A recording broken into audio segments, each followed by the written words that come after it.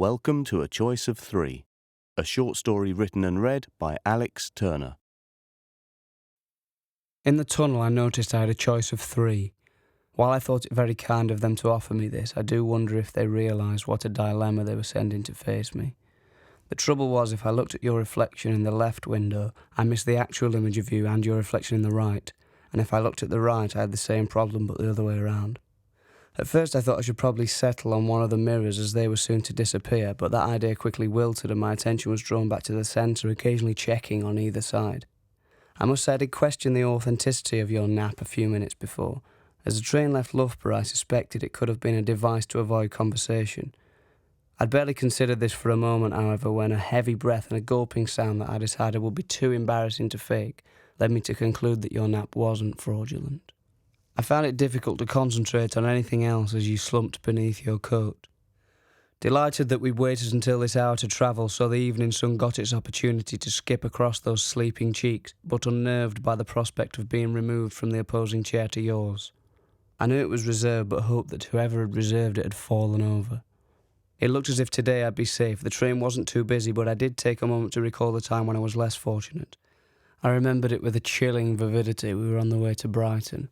I knew it was going to be his seat as soon as I saw him on the platform, unzipping, checking, zipping and rechecking things. Something about his face suggested that he had for years had a moustache and had not long since removed it. He wasn't going to think twice about disposing of me, especially considering then he'd get the chance to sit with you. Though his hiking boot march through the carriage was rather revolting, it wasn't this that made my hands tense up into sour claws of nausea. It was the way he said it. "You're in my seat."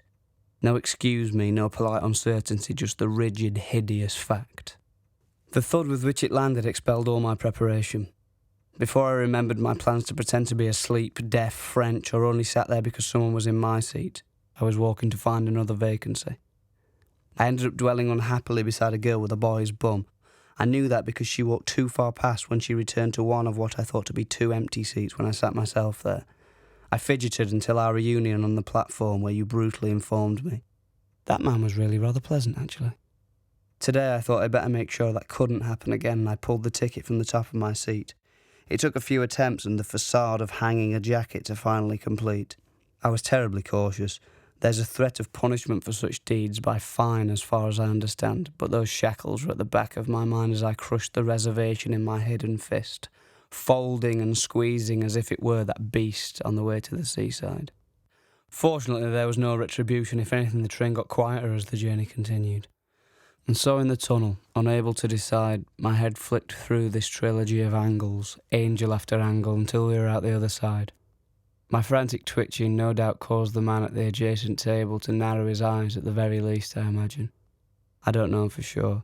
I didn't have time to add him to the cycle.